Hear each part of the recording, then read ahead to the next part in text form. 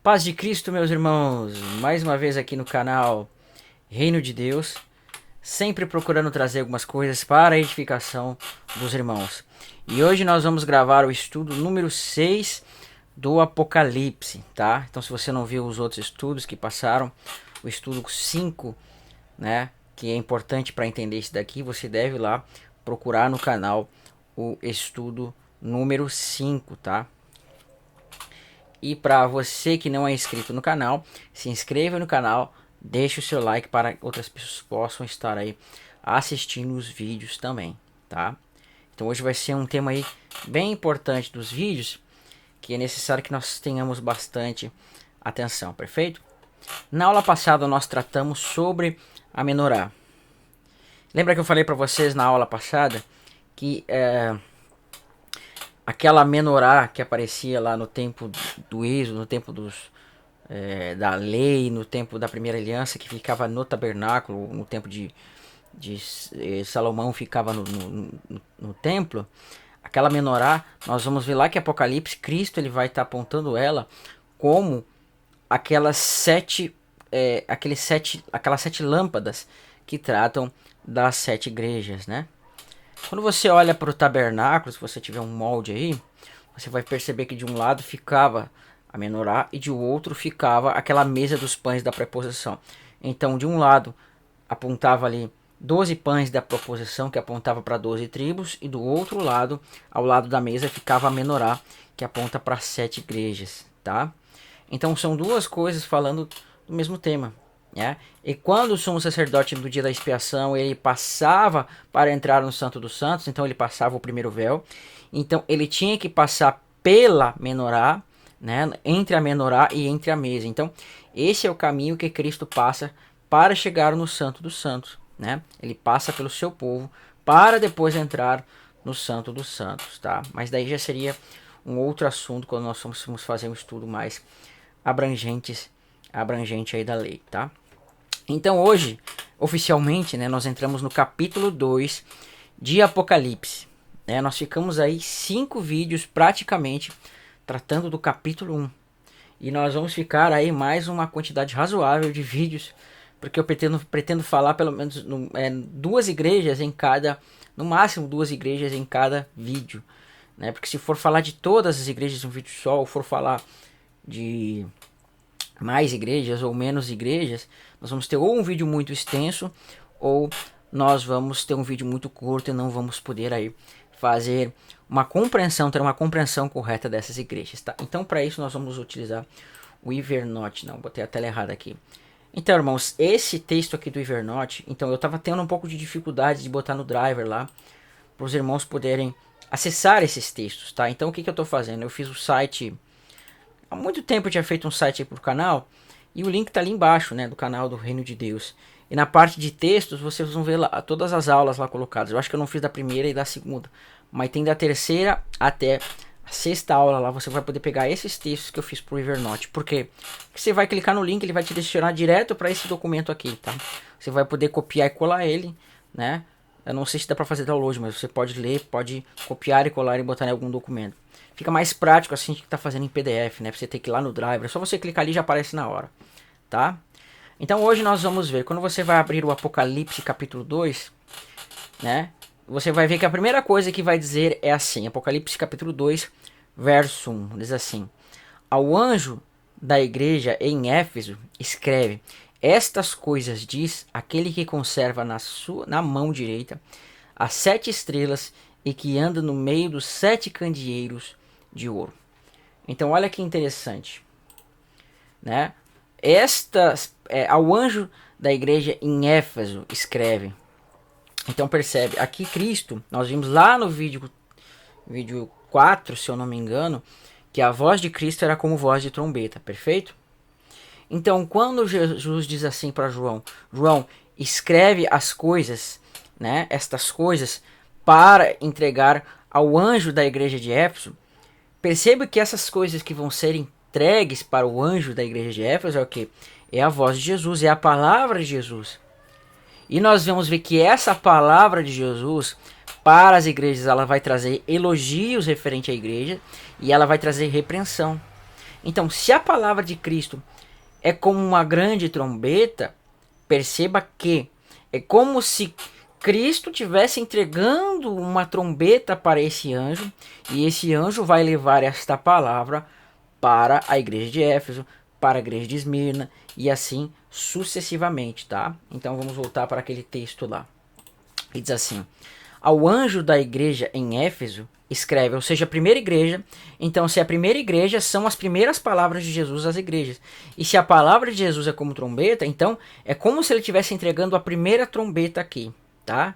Ao anjo da igreja em Éfeso escreve: estas coisas diz, olha só, a trombeta, aquele que conserva na mão direita as 7 estrelas e que anda no meio dos 7 candeeiros de ouro. Esta expressão 7 estrelas e 7 candeeiros foi tratado na aula passada. Então não há necessidade de eu estar repetindo aqui, tá? Veja a aula passada e você vai ver essas expressões aqui que estão escritas aí, perfeito? Só que nós vamos ver que vai começar a falar das igrejas, né? A partir do verso, aqui é o verso 3 aqui, eu acho, se eu não me engano, tá?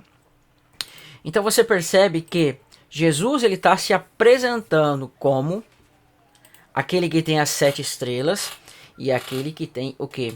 Né? Que está no meio do castiçal, no meio da menorá. Então, Jesus ele vai mostrar características pessoais dele, ele vai mostrar características pessoais da sua divindade, né, do seu poder. Ele vai dividir em 7 partes, né, uma parte para cada igreja. Então, quando você soma as coisas que são ditas para as igrejas, você vai ver né, uma completude maior de quem é o Filho de Deus. Né? Então, por exemplo, aqui, vou pular um pouquinho aqui. Nesta igreja, ele vai dizer assim: aquele que conserva na mão as 7 estrelas e que anda no meio dos 7 candeeiros de ouro, perfeito? Quando você vai lá ver Esmirna, ele vai dizer assim: ao anjo da igreja Esmirna escreve estas coisas, diz o primeiro e o último, o que esteve morto e tornou a viver. Né? Então, nessas duas igrejas você já tem 2 revelações de quem é Cristo. Você tem, a primeira igreja tem a revelação de que ele é aquele que tem as 7 estrelas e anda no meio dos castiçais de ouro. E na segunda igreja você tem a revelação de que ele é o primeiro e que ele é o último, esteve morto e agora vive. Né? Então, quando você soma isso, você tem o quê? Um pedaço desse quebra-cabeça de quem é Cristo. E ele vem a cada igreja se revelando quem é a sua pessoa, tá? E nós vamos entender isso, que ele vai fazer o mesmo com as igrejas. Ele vai montar um quebra-cabeça sobre as igrejas aqui, que nós vamos entender, tá?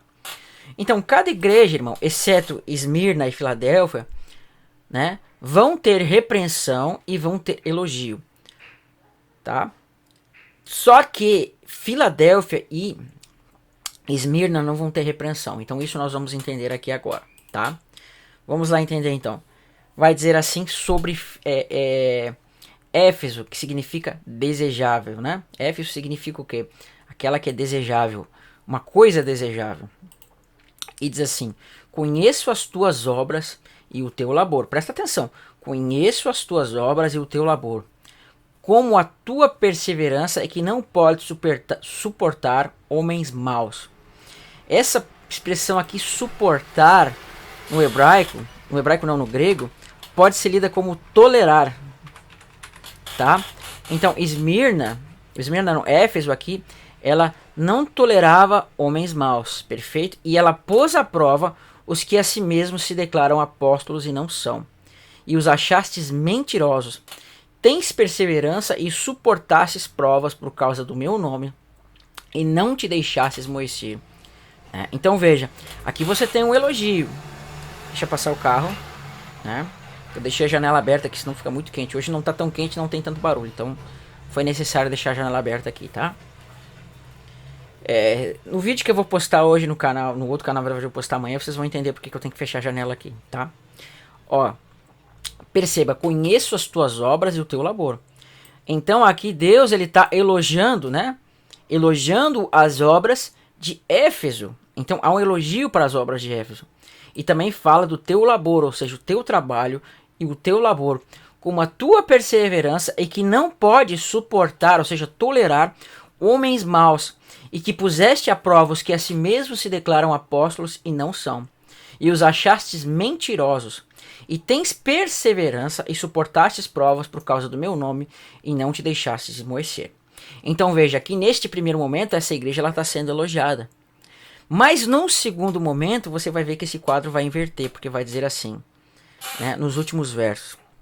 Aí ele vai dizer assim: tenho, porém, contra ti que abandonaste o teu primeiro amor. Já vamos entender aqui, olha só, abandonaste o teu primeiro amor.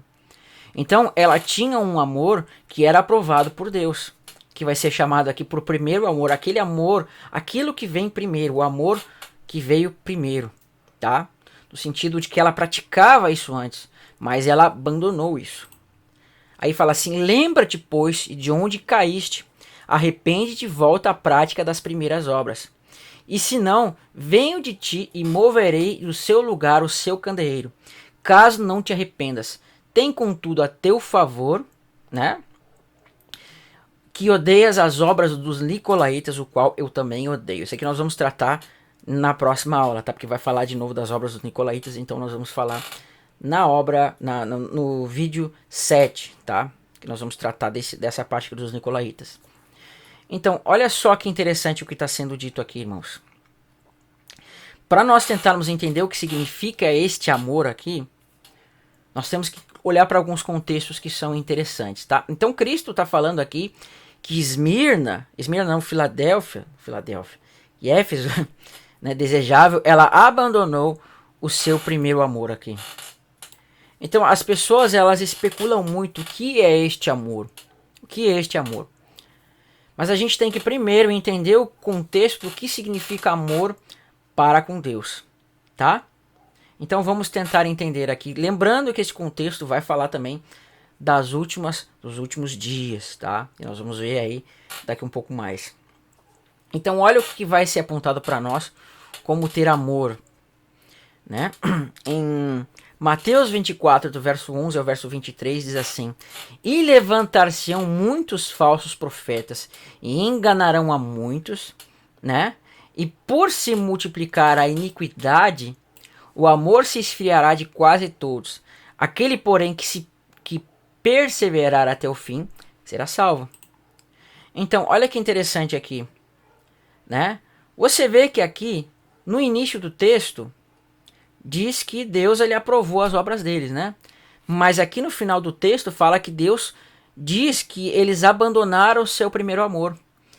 E quando nós vamos aqui para Mateus 24, diz assim: levantar-se-ão muitos falsos profetas e enganarão a muitos. E por se multiplicar a iniquidade, o amor se esfriará de quase todos.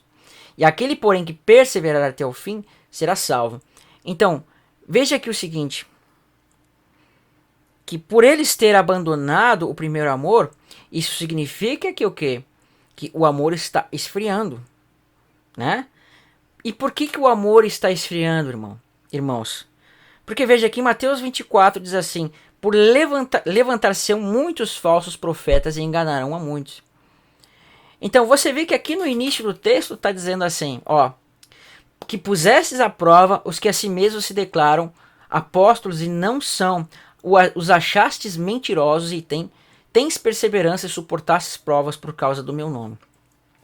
Então, quando você olha aqui no início do texto que fala aqui das primeiras obras do teu labor, você vê que eles colocaram à prova os falsos apóstolos e acharam eles mentirosos. Então, as obras de Éfeso aqui e o labor é justamente o que?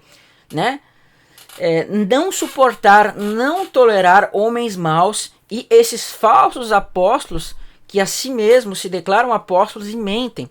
Então, você vê que no primeiro momento eles estavam não aceitando a mentira, não aceitando o erro, né? Porque eles acharam falsos, eles acharam mentirosos esses apóstolos. Mas quando chega nesse momento, Deus já está mostrando um outro momento desta igreja, porque diz assim: tenho, porém, contra ti que abandonaste o teu primeiro amor. Então, aqui no início nós vimos que o quê? Que eles estavam colocando à prova os falsos apóstolos. Mas aqui nós vamos ver que Cristo fala que vão se levantar muitos falsos profetas, vão enganar muito. Então, né, por se multiplicar a iniquidade, o amor se esfriará. Então você percebe que aqui nesse segundo momento dessa igreja, pelo fato de estar dizendo que elas abandonaram o seu primeiro amor, elas estão abandonando o quê? Aquilo que elas estavam praticando no início, né? Que era justamente as obras e o labor. Então este é o amor, que em 2 Tessalonicenses vai dizer para nós assim. Segunda epístola de Paulo aos Tessalonicenses, do verso 9 ao verso 11. Ora, o aparecimento do iníquo, veja só, de novo falando de erro, falso profeta, falsos sinais, vai dizer assim. O aparecimento do iníquo e a eficácia é segundo a eficácia de Satanás, tá? Aqui essa expressão eficácia é energia, né? Ou é no poder, eu não lembro. Mas aqui fala da energia, do poder miraculoso falsificado de Satanás. Então diz assim. Ora, o aparecimento do iníquo é segundo a eficácia de Satanás, com todo o poder e sinais de prodígios da mentira, e com todo o engano de injustiça aos que perecem, porque não acolheram, ou seja, não, essa expressão aqui, acolher, é reter. Opa, reter não, né? Não reter o amor da verdade para que sejam salvos. É por este motivo que Deus lhes manda a operação do erro, para darem crédito à mentira. Então você vê que tanto aqui, neste texto de 2 Tessalonicenses, vamos botar aqui de outra cor. Como é que eu coloco a cor aqui? Vamos colocar um vermelho. Aqui você vê que o amor da verdade vai ser tirado. E aqui Cristo também vai falar, olha só, que quando se multiplicarem os falsos profetas, o amor vai esfriar também. Por que esse vermelho aqui, né? Esse vermelho ficou meio estranho, mas tudo bem. Então, em Mateus 24 fala que quando se levantaram os falsos profetas, que vão enganar a muitos, então, né, o amor de muitos vai se esfriar. Por quê? Por causa dos falsos profetas. E o que os falsos profetas eles proferem? Mentiras. E quando você vê aqui em 2 Tessalonicenses, fala, segundo a eficácia de Satanás, com todo o poder e sinais de prodígio de mentira, e com todo o engano e injustiça aos que perecem, e não acolheram, né, o amor da verdade. Então veja, nestes contextos aqui, o que é o amor? É o amor pela verdade. Então esta igreja aqui, irmão, tá? Que no princípio dela diz assim, conheço as tuas obras e o teu labor, e com a tua perseverança que não pode suportar homens maus, e que puseste à prova os que a si mesmos se declaram apóstolos e não são, e os achastes mentirosos. Né? Então você vê que é o seguinte, essa igreja no princípio repreendia a mentira. Então este era o primeiro amor dela. Estas eram as primeiras obras dela, era repreender a mentira, era o amor. E as obras era o que? Era não tolerar essas mentiras e pôr à prova os falsos apóstolos, os falsos profetas, os falsos mestres. Né? Então essa era a perseverança. Só que depois vai dizer assim, tenho porém contra ti que abandonaste o teu primeiro amor. Que é o que? A verdade. Né? Então, abandonar o seu primeiro amor é a verdade do evangelho, é a verdade da palavra de Deus e se entregar às fábulas. Lembra-te, pois, de onde caíste, arrepende e volta à prática das primeiras obras. Então, quais são as primeiras obras, irmão? Vamos pintar de azul aqui. Ih, eu deixei sem a tela. Tá? Então, me perdoe. Agora para voltar. Né? Então, quais são as primeiras obras, irmão? Conheço as tuas obras e o teu labor, com a tua perseverança que não pode suportar tolerar os homens maus e pôs à prova os que se declaram falsos, declaram apóstolos e não são. Então as obras que ela praticava era o que? Não suportar os falsos apóstolos, não suportar a mentira. Né? E o amor que ela abandonou é o que? É o amor pela verdade. Tá? Então qual é a conclusão que chegamos aqui? Né? Conclusão, é a verdade, tá? Então, abandonar o primeiro amor significa o quê? Vamos botar aqui, abandonar a verdade. E, né, voltar às práticas das primeiras obras é o que? Suportar, não suportar homens maus, botar à prova os falsos apóstolos e suportar as provas em nome de Cristo, tá? Então, nesse primeiro momento, esta igreja aqui estava praticando esse amor pela verdade, estava colocando à prova os falsos apóstolos, mas num segundo momento ela o que? Deixou o amor esfriar pela verdade, a iniquidade dos falsos profetas entra no meio dela e ela passa agora a ter que ser repreendida por Deus para se arrependerem e voltar à prática das primeiras obras e voltar o que? Ao amor pela verdade, tá? Então, isso é que está dizendo o texto aqui. Perfeito? Agora, tem promessas também para essas igrejas, tá? Diz assim: quem tem ouvidos, ouça o que diz o Espírito às igrejas, e ao vencedor, dar-lhe-ei que se alimente da árvore da vida que se encontra no paraíso de Deus. Então, irmãos, o que são essas promessas? Olha só, a promessa para essa igreja diz assim: quem tem ouvidos, ouça o que o Espírito diz às igrejas, tá?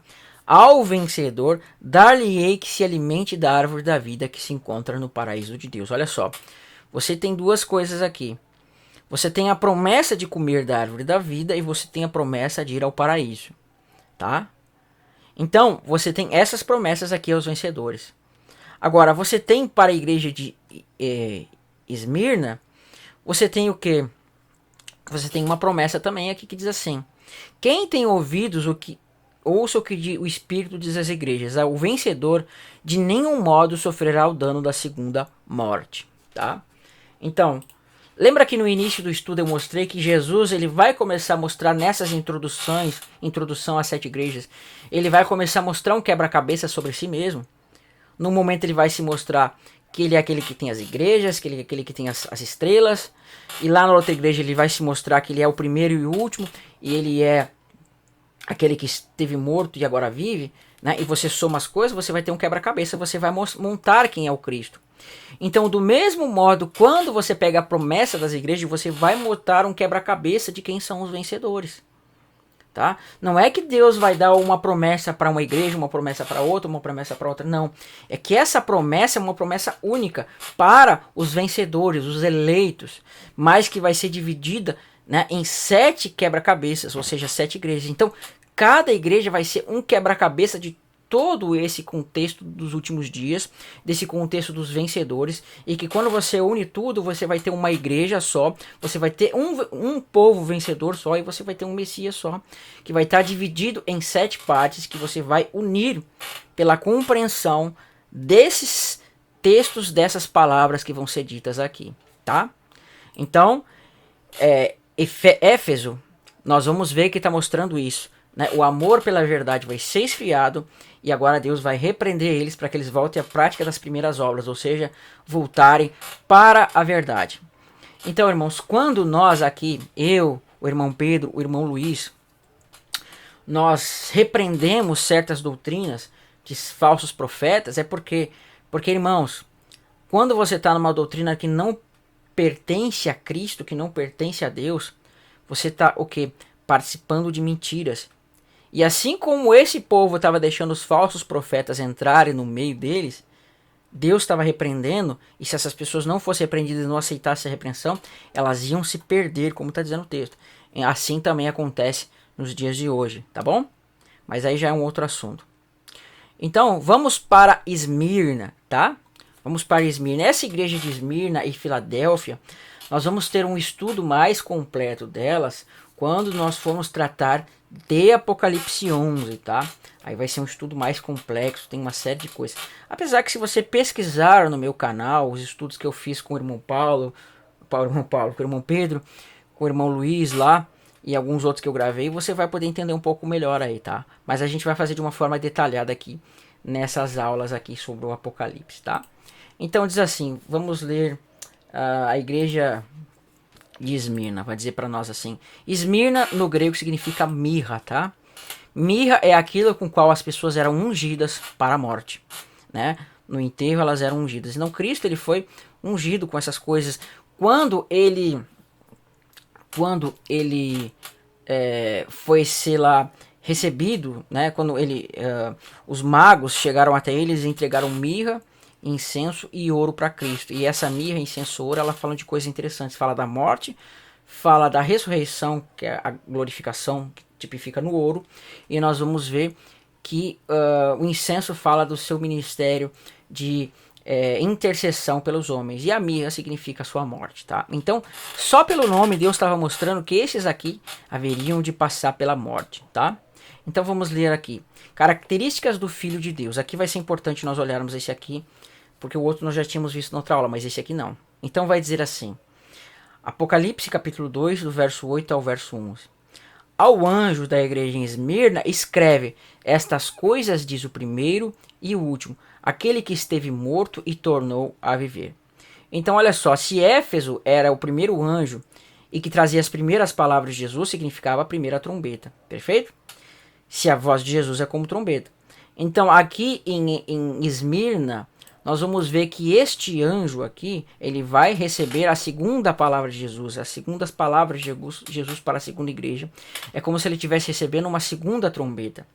E ele vai dizer assim, olha só, estas coisas diz o primeiro e o último, tá? Vamos marcar este primeiro e último aqui, vamos marcar de azul, tá? Esse azul tá meio feio, mas tudo bem. Irmãos, quando nós olhamos para determinados textos na Escritura,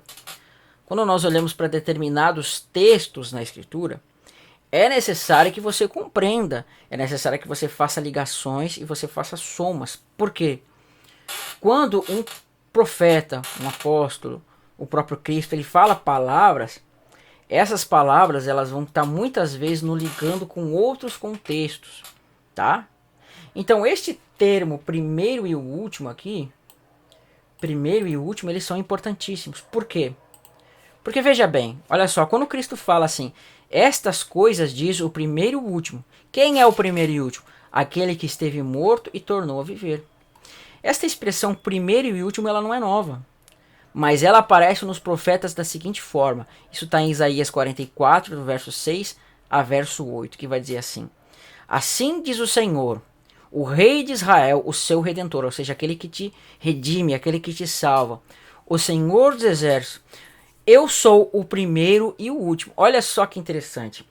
Para aquelas pessoas que gostam de tirar a divindade de Cristo, a gente vai ver que Cristo, quando ele fala eu sou o primeiro e o último, em Isaías vai estar dizendo o quê? O Senhor dos Exércitos vai dizer assim sobre si mesmo. Assim diz o Senhor, Rei de Israel, o seu Redentor, o Senhor dos Exércitos. Eu sou o primeiro e eu sou o último. E além de mim não há Deus. Então, quando Cristo fala essa expressão primeiro e último, ele não está falando sem sentido, ele não está falando para bonito, mas ele está querendo que você leia Isaías, o quê? 44.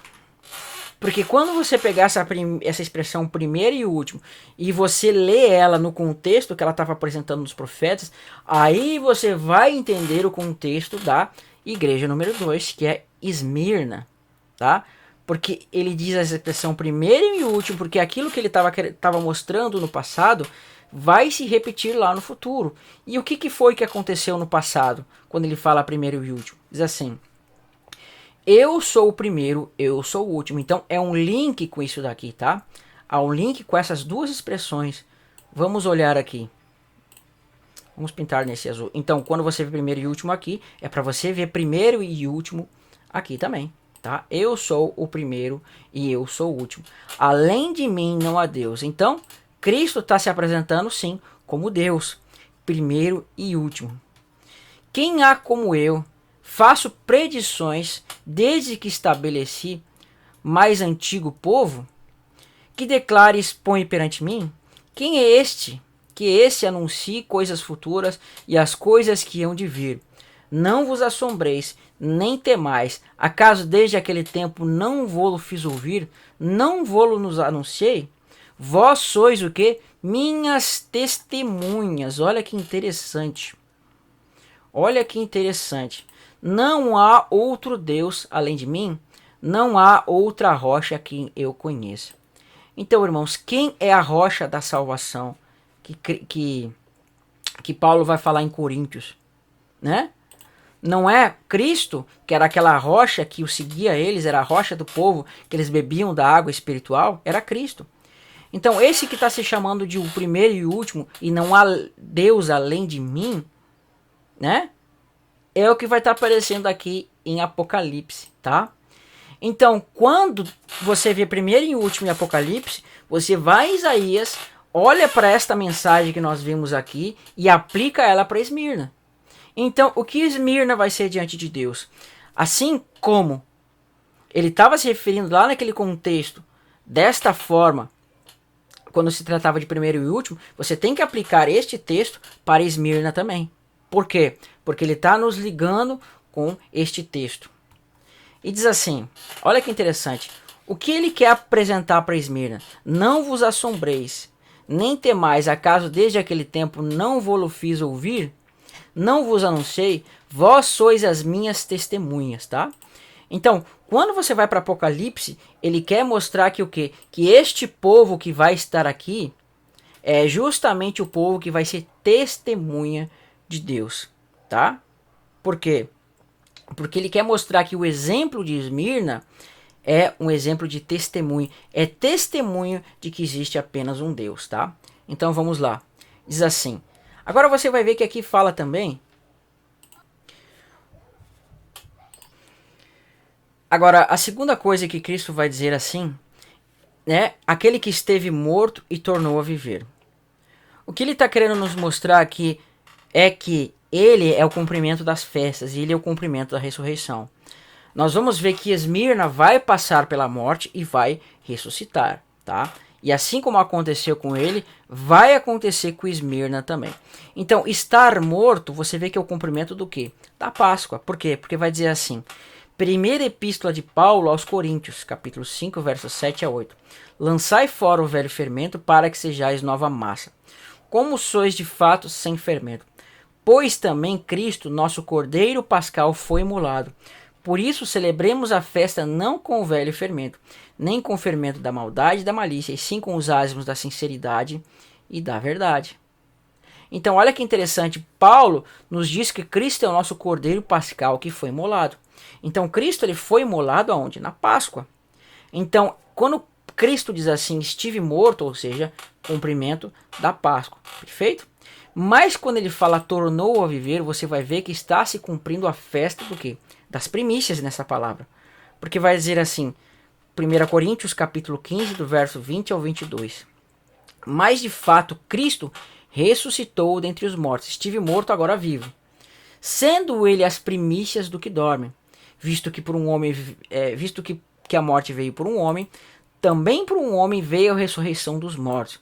Porque assim como em Adão todos morrem, assim também todos são vivificados em Cristo. Tá? Então, quando ele fala que ele é o primeiro e último, você vai ligar com Isaías 44 e vai mostrar que esse primeiro e último é o Senhor dos Exércitos. É aquele que diz que apenas há um só Deus e que ele vai demonstrar para o seu povo que o povo dele são suas testemunhas. Perfeito? Agora, quando fala estive morto e agora vivo, ou seja, o cumprimento da Páscoa e o cumprimento das primícias. Perfeito? Então, Cristo está apresentando essas tipologias de festa e está se mostrando como quem? Como Deus. Tá? Agora, o que vai falar de elogio para Esmirna? Preste atenção. Você vai ver que não há repreensão sobre elas aqui. Diz assim, conheço a tua tribulação e a tua pobreza, mas és rico, e a blasfêmia dos que a si mesmos se declaram judeus. Trataremos disso aqui num outro contexto, tá? Nós vamos ver futuramente aí. E não são, sendo antes sinagoga de Satanás. Não temas, pois, as coisas que hás de sofrer. Eis que o diabo está para lançar em prisão alguns dentre vós. Olha que interessante, aquelas pessoas dizem que não existe mais diabo, que ele foi anulado na cruz, né? Que ele foi morto na cruz. Mas aqui fala que o diabo está para lançar alguns na prisão. E aqui, né? Foi depois da morte de Cristo, e isso aqui foi profetizado aí depois, né? Então você vê que tem coisas erradas aí, mas, né? Como é que o diabo vai estar prendendo alguém aqui? Mas enfim, não é o contexto. Para ser dispostos à prova, e tereis tribulação de 10 dias. Se é fiel à morte, e te darei a coroa da vida. Então, olha que interessante, nós já vamos ver o que significa tribulação e o que significa esses 10 dias, tá? Olha que interessante, irmãos. Você vê que ele fala aqui, ser fiel até a morte. Cristo foi fiel até a morte, mas ressuscitou, né?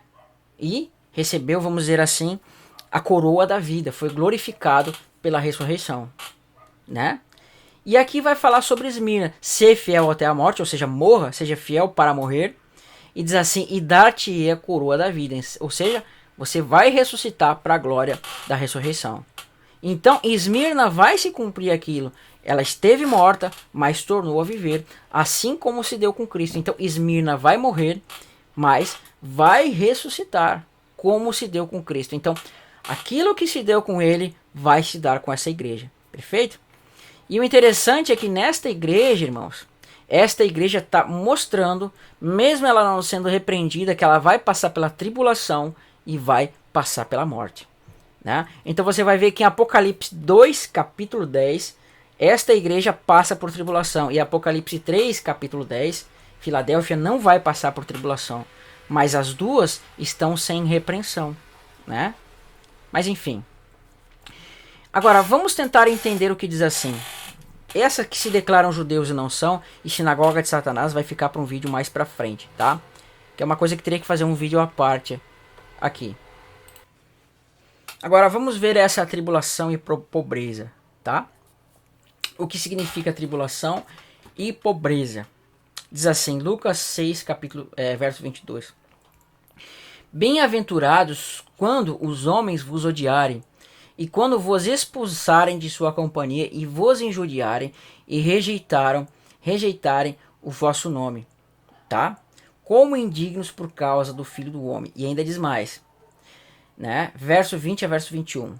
Então, olhando para eles, os seus discípulos, disse, bem-aventurados vós, os pobres, porque vosso é o reino de Deus. Bem-aventurados vós, os que agora tendes fome, porque sereis farto. Bem-aventurados vós, os que agora chorais, porque haveis de rir.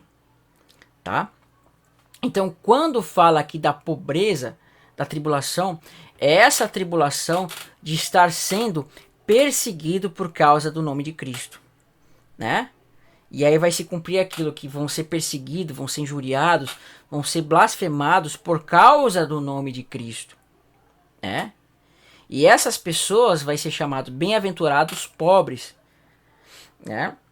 Bem-aventurados pobres, porque vosso é o reino de Deus. E Paulo fala sobre quem? Paulo não, Cristo fala sobre quem? Sobre os seus discípulos. Então, quando eles estão sendo chamados aqui da tua pobreza, a sua pobreza, diante dos homens, eles são atribulados, eles são perseguidos, eles são pessoas injuriosas, pessoas que estão sendo, né, perseguidas, maltratadas, e são diante deles pobres, pessoas pobres para esse mundo, pessoas que não valem nada para as pessoas desse mundo. Mas diante de Deus, essa tribulação desses aqui é uma coisa de muito valor. É a prova da sua fé. Mas esta pobreza aqui é um contexto de pobreza literal, um contexto de pobreza material, um contexto de pobreza física. Mas por quê? Porque eles largaram todos os seus sonhos, largaram toda a sua vida terrena, né? Se tornaram pobres nesse mundo, mas ricos diante de Deus. Por quê? Porque diz assim, né? Ó, vós os pobres, porque vosso é o reino de Deus.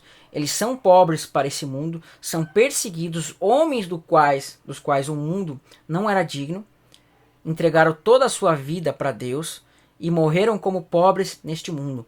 Mas diante de Deus eles têm o quê? Um tesouro celestial e a chance de serem participantes do reino de Deus, tá?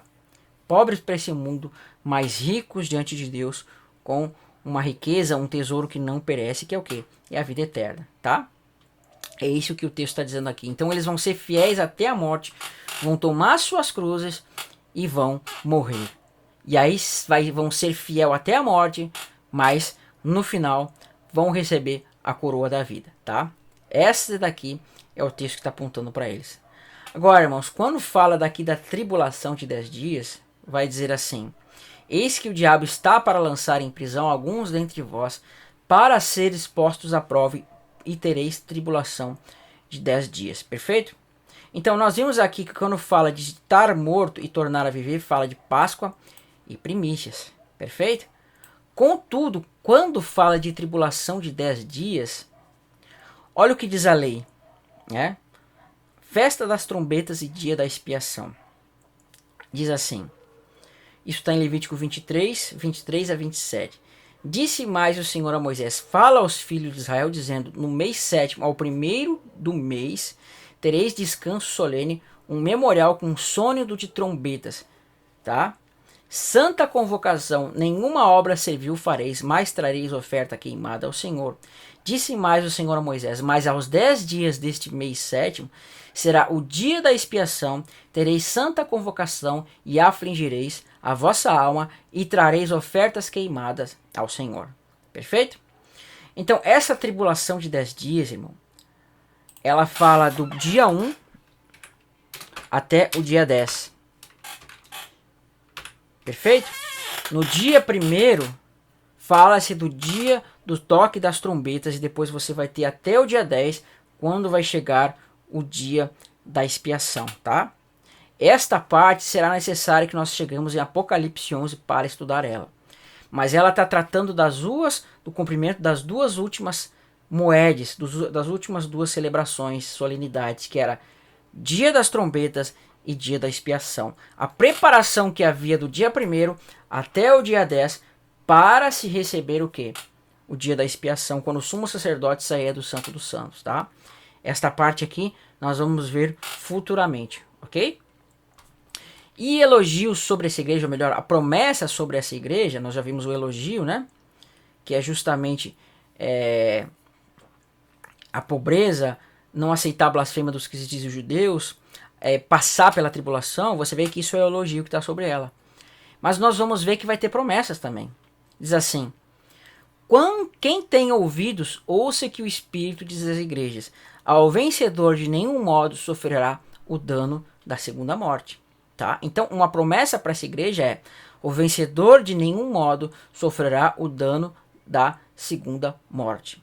E esse texto está ligado aonde? Com Apocalipse 26, que diz assim: bem-aventurado e santo é aquele que tem parte na primeira ressurreição, e sobre esses a segunda morte não tem autoridade.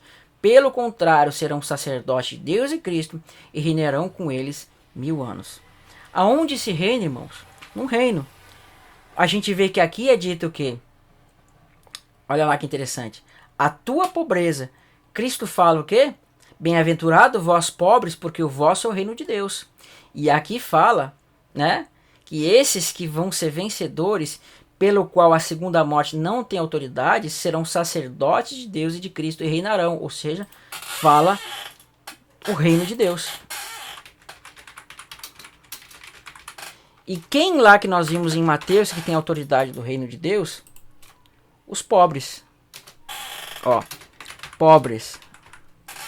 E Esmirna é pobre, né? Esmirna é pobre. Por isso ela tem autoridade para receber o reino. Porque diante de Deus ela é considerada pobre, mas rica espiritualmente, porque ela faz parte, ela tem posse desse reino.